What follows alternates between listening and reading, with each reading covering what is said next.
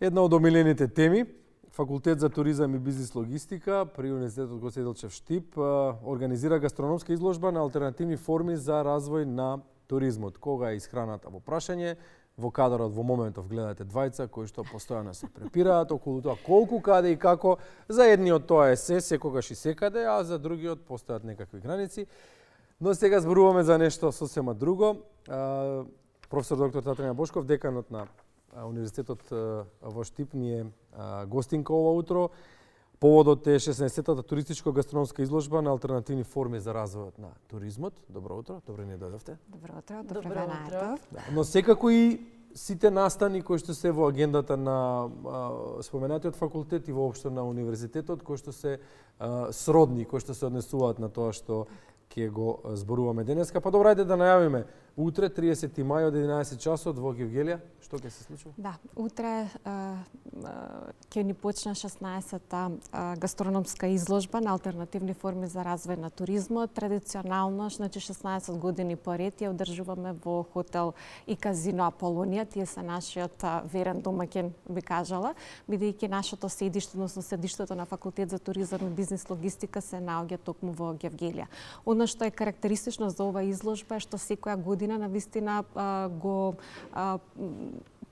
пројавува се поголем интерес за жителите во Гевгелија, односно за сите угостителски објекти, бидејќи ако на почетокот почнавме само од подготовките од страна на нашите студенти, сега се вклучија угостителските објекти не само од Гевгелија, од регионот, така што оваа година и Струмица се вклучи, така што не само југот, туку веќе зафаќаме југоисток да се екипираме. Интересно е што имаме една голема површина, би кажала, на шведски стол и шведска маса, каде што сите угостителски објекти изложуваат своја подготвена храна. Исто така тука се присутни и винариите, кои што се локалните винарии пред се.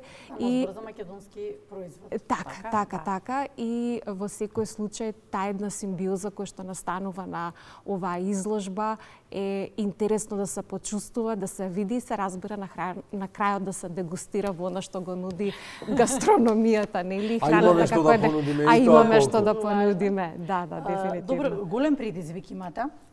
Големи можности, но и голем предизвик. Како да креираме автентични македонски туристички искуства? Чини дека е еден од најголемите предизвици. Да. Предизвикот е голем. Пред неколку години велевме имаме проблем или како да го надминеме тоа, па никако го заменивме со зборот предизвик, бидејќи секогаш тоа треба да ни биде императив, ајде како да станеме нели подобри. Во поглед на автентичноста, сметам дека ние природата ни дала се, ја имаме историјата, ја имаме културата, културното наследство и сето тоа ние треба да му најдеме една рамка која што ќе оплемениме и ќе ја допреме до не само локалното население, не само до домашните туристи, туку и до странските туристи. Една од формите на кои што го доближивме ова прашање беше научно-стручниот собир, меѓутоа фокус дадовме на еногастрономскиот туризам, бидејќи нели храната, меѓутоа секогаш со храната оди и пејалоката, ние од аспект на виното го имаме тој потенцијал нели да се покажеме пред странство и не само тој аспект дека имаме навистина квалитетни и убави вина, туку треба да размислуваме дека со тоа ќе ја подобриме и нашата конкурентност. Во овој момент мислам и на извозната конкурентност, само од причина што треба да имаме на ум дека земјоделските производи во винската трговија учествуваат 1/5 од во светската трговија. Што значи тука ние треба да размислуваме како да бидеме конкурентни, како да градаме конкурентна политика врз основ на виното и винската трговија и можеби тука ни треба една така проконкурентна регулација на пазарот, каде што компетитивноста ќе ни излезе уште повеќе на површина. Бидејќи сметам, има еден стилизиран факт кој што вели дека сегогаш фирмите кои што сакаат да извезуваат веќе покажале доволно ниво на продуктивност, може би и со повисоки стапки на продуктивност. Така што тие се тие фирми, тие се тие компании кои што кога веќе пак ќе излезат на странскиот пазар, имаме преливање на знаења, трансфер на технологии и така натаму, што значи тоа во секој случај добива една нагорна линија. Професорке, кога е образованието во прашање, имаме ли доволно, дали сме доволно подкувани со знаење за да можеме да ја направиме таа симбиоза помеѓу храната и пијалокот? Затоа што не секој пијалок оди со секоја храна и обратно. Европа нуди многу предизвици, како на пример ќе ја спомнам Креативна Европа. Тоа е еден проект кој што е од 2021 и ќе трае до 2027 година и нуди трансфер на сите оние кои што сакаат да бидат во креативните и културните индустрии, како туризмот, гастрономијата, со една цел да покажат размена, трансфер на знаење, специализирани обуки токму во овие области, културното наследство, културата и така натаму. Исто така, уште една друга битна поента е дека истражувањата покажуваат, а ние тоа треба да го искористиме, дека во наредните 70 години, значи до 2095 година, туристите ќе бидат фокусирани најповеќе од својот буџет да трошат на храна и пијалоци, на храна и вино. Значи да уживаат во она што би го рекле уметноста на 2095, уметноста на гастрономијата или тој кулинарски туризам. И едноставно останатите бројки пак од оваа статистика покажува дека 882.000 работни места во туризмот пак ќе бараат баш специфични вештини кои што обуки кои што треба да понудат. И ние таквите проекти мора да ги искористуваме, бидејќи и сушност самата област е таква каде што е доста креативна, енергична и не случајно Светската туристичка организација вели дека туризмот како област е најдобриот работодавач, бидејќи 50% од ангажираните се на годишна возраст од 25 години. Така што сметам дека тој млад дух има можност да абсорбира и теорија и пракса и да го понудиме. По дипломирањето веднаш работно место. Добро, ако дипломираш на 25. Па горе-долу, да. Ние сме пример каде што нашите студенти за време на студирањето се ангажираат преку професионалните пракси кои што ги нудиме во нашите студиски програми, така што постекнувањето или земањето на таа диплома тие веќе се на официјално вработени. Така наложува темата која што ја обработуваме денеска, нели?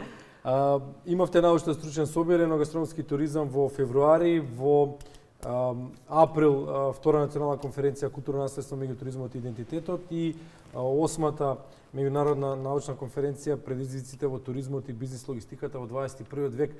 Кој е најголемиот предизвик со кој се соочуваат македонците на оваа тема?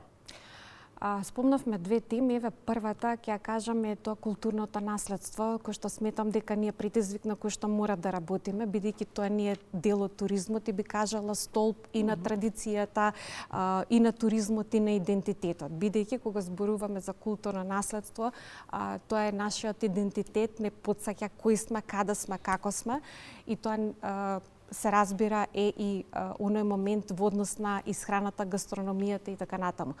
Местата кои што ги имаме се приказни кои што возможуваат да допреме до странските туристи и пред се една добар потенцијал да ги сработуваме тие прекогранични проекти каде што нели со соседните земји градаме едни убави партнерства и имаме успешна валоризација од истите.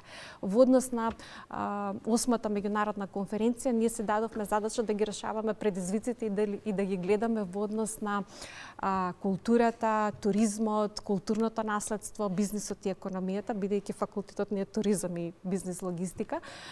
Она што би го спомнала е дека иако 2023 година беше година каде што инфлацијата беше на високо ниво, високи трошоци за живот, 2024 година некако станавме потпорни, новите навикнавме статистики. на високите цени. Некако се навикнавме, да. Видете, ние не можеме да излеземе од тоа што се случува на глобално ниво, во глобалниот трговски систем. Ние едноставно мора да се адаптираме и да правиме корективни, превентивни мерки секаде каде што е потребно.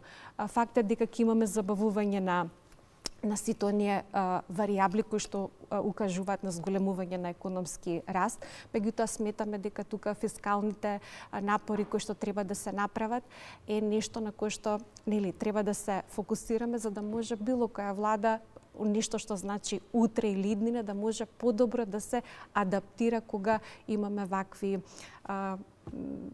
состојби во Можеби не можеме да економија. избегаме од глобалните текови, меѓутоа во минатото храната кај нас беше многу подостапна затоа што поголемиот број од населението се занимаваше со производство на своја Да, храна. затоа би го Малите бавчички И поквалитетно. Малите бавчички секогаш беа актуелни и секогаш не снабдуваа со и оние овошни дрва кои што ги имаше по дворовите кои што сега рапидно се сечат за да се Верувате, шири јас, урбанизмот, нели? Со оглед на моето потекло, ќе ви кажам дека навистина на југот многу се садеше во поглед на земјоделството и земјоделските култури. Меѓутоа, за жал, за изминатите 15-20 години веќе тоа е навистина во многу опадна тренд, но не смееме да заборавиме дека еден од секторите каде што ние имаме можност да бидеме конкурентни и да извезуваме, повторно ќе го спомнам извозот, е токму земјоделието. Оно што, во поглед на цените, мислам дека треба да ни се обезбеди подобар извоз, за да можат и самите граѓани кои што се занимаваат со тоа да бидат мотивирани и да им биде исплатливо тоа да го работат. Бидејќи кога нешто вие произведувате дома, имате увоз од странство со по пониски цени, едноставно се знае. Квалитет. Така, но едноставно домашниот жител се одлучува да го купи тоа поевтиното, така што домашните произведувачи навистина треба да се обрне повисоко внимание и да бидат што позаштитени и мотивирани да произведуваат. Еве мотив така ќе во бидат, неодамнешен разговор со еден руски господин кој што е како доаѓа увозник на храна од кај нас, вели да посадите цела Македонија, не можете да нахраните едно предградие од Москва, така што земјоделството ви е гранка која што може да ви донесе голем просперитет. Благодариме за учеството ова утро во емисијата. Тоа беше Натаја Бошков, деканот на УГД или Универзитетот Гоце Делчев од Штип.